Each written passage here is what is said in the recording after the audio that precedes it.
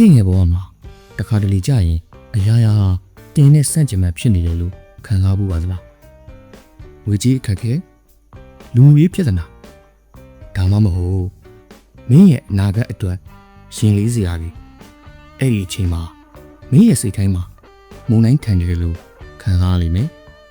ဒါပေမဲ့မင်းကိုတခုပြောပြမင်္ဂလာမျိုးယနေ့တင်ဆက်ပေးခြင်းတဲ့အကြောင်းအရာက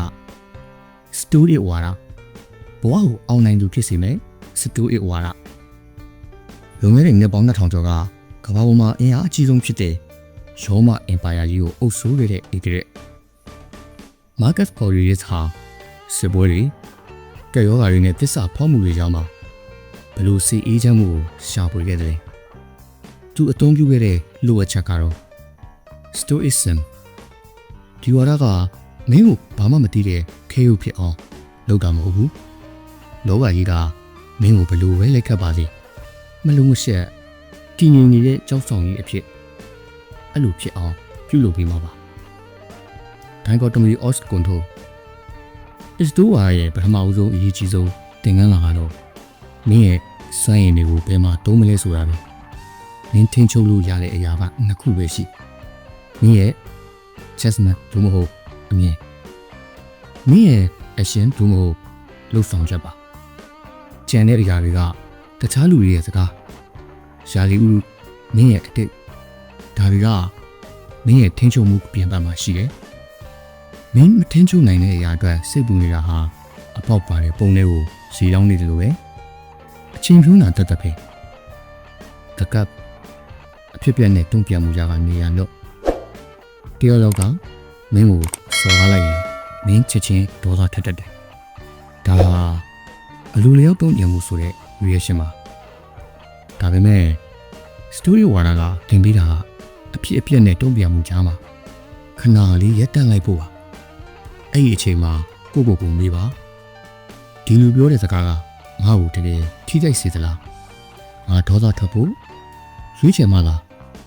ငါထိခိုက်မှာပါလို့မင်းရဲ့စိတ်အေးချမ်းမှုကိုဘယ်သူလက်ထဲမှာအမထားပါနဲ့နောက်ထပ်အခက်ခဲများကိုလောင်စာအဖြစ်တုံးခြင်း is do ဝါဒီရဲ့အတွက်ခက်ခဲဆိုတာကန်ဆိုးမှုမဟုတ်ဘူးဒါဟာလေ့ကျင့်ခန်းပဲ the obstacle is the way အခက်ခဲတွေလမ်းပြဖြစ်သည်ဥပမာဖြင့်ရောမပညာရှိစင်နီကာကပြောဦးတယ်အခက်ခဲမကြုံဘူးတဲ့လူဟာတနာစရာအကောင်းဆုံးပဲဘာလို့လဲဆိုတော့သူဟာကို့မှာဘယ်လောက်ပဲအစွမ်းရှိလဲဆိုတာဘယ်တော့မှသိမှာမဟုတ်လို့ဟာမင်းရှိမှာပိတ်ဆို့နေတဲ့အတားအဆီးကြီးဟာမင်းကိုရက်ကတ်မှုထားတာမဟုတ်ဘူးအဲ့ဒီအတားအဆီးကိုကြော်ဖြတ်တဲ့နီလန်းကလားမင်းအတွက်လမ်းတစ်ဖြစ်လာလိမ့်မယ်လူမီတီကာဒီယိုမာလိုရန်အဆိုးဆုံးကိုကြိုတင်ရင်ဆိုင်ခြင်းမင်းကြောက်နေတဲ့အရာတွေကိုစင်းချရေးကြည့်ပါမင်းရဲ့အလုပ်ပြုတ်သွားရင်ဘာဖြစ်မလဲမင်းရဲ့ချစ်သူကထားသွားရင်ရောဘာဖြစ်မလဲစတူအေဝါလီတွေဟာအဲ့ဒီအဆိုးဆုံးအခြေအနေတွေကိုစိတ်ထဲမှာကြိုတင်ပြီးရှင်းတန်ကြည့်ကြအဲ့ဒါကို negative visualization လို့ခေါ်ပါတယ်မင်းကအဆိုးဆုံးကိုရင်ဆိုင်ဖို့အစင်သစ်ဖြစ်နေရင်လောကမှာမင်းကိုခြောက်လန့်နိုင်တဲ့အရာဘာမှမရှိတော့အောင် of the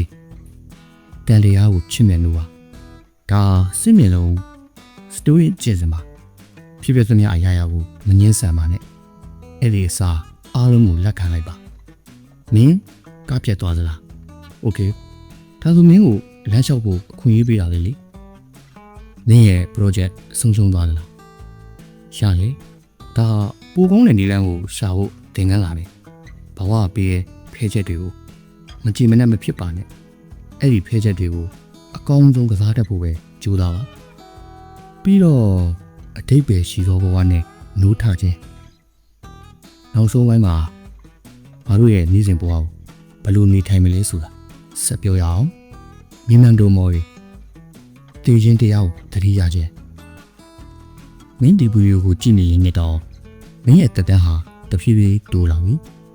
မင်းဒီနေ့တည်ရမယ်ဆိုတာကိုတည်ခြင်းဟာမင်းကိုလွတ်လပ်စေလိမ့်မယ်မလိုအပ်တဲ့စိုးရိမ်မှုတွေ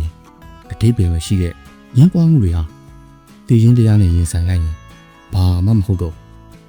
အဲ့ဒီတော့အချိန်ကို resource မဟုတ်အရင်းမြစ်တစ်ခုလိုတန်ဖိုးထားပါ virtual တဲ့ချိတ်ကိုချင်းတရားတည်တာအဓိက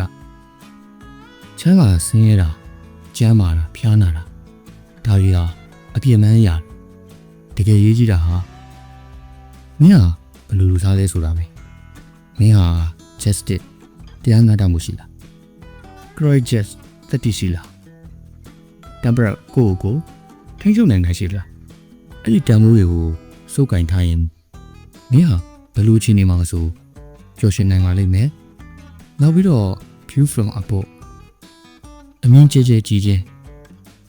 ခဏလောက်မျက်စိမိပြီးစိတ်ကူးရင်ကြည့်ပါမင်းဟာကဘာကြီးရဲ့အပေါ်ရအာကာတာထဲကနေကြည့်နေတယ်လို့မြင်အောင်ကြည့်ပါမင်းရဲ့အိမ်မင်းရဲ့မျိုးမင်းရဲ့ပြဿနာတွေဟာတင်းငယ်တဲ့အဆက်ပြောက်လေးတွေပဲဖြစ်သွားပါလိမ့်မယ်ကဲအဲ့ဒီတော့မင်းရဲ့ perspective တို့မဟုတ်ရှုထောင့်ကိုပြောင်းလိုက်ပါမင်းရဲ့ပြဿနာတွေဟာစက်ကြောင်ရာရင်းနဲ့ရှင်ဘာမှမဟုတ်တော့ဘူးဆိုတာမင်းသိလာလိမ့်မယ်နောက်ဆုံးတူပြောရရင်စတူဒီယိုဝါဒဆိုတာစာဖတ်ဖို့မဟုတ်ဘူးအသက်ရှင်ဖို့ပါမင်းရဲ့အတွေးစိတ်မှာဘယ်သူမှဖျက်ဆီးလို့မရတဲ့ inner sister တဲ့သို့မဟုတ်အတွင်းခံတတ်တစ်ခုတိဆောက်တာပါလောကကြီးကမင်းကိုဘယ်လိုပဲစမ်းသပ်ပါလိမ့်မင်းဟာတည်ငြိမ်စွာနဲ့ရှေ့ဆက်နိုင်ပါလိမ့်မယ်အားလုံးပဲကျေးဇူးပါဒီနေရာမှာပဲအဆုံးသတ်ပါရစေအချိန်ပြီးပြီးနားတော်တာပတ်စင်ရတော့ညီကိုမောင်မတို့အတွက်ယခုလိုဘုဟုတ္တရဝယ်အကြောင်းအရာများနဲ့ထူးခြားစံပြအကြောင်းအရာများကိုကြည့်ရှုနားဆင်လိုပါကျွန်တော်ရဲ့ယခု channel ကို like and subscribe ပြုလုပ်ပြီးဗီဒီယိုရဲ့အောက်ကလက်မလေးကိုနှိပ်ပေးသွားကြပါဦးလို့တောင်းဆိုမြတ်တာရက်ခံပါရစေ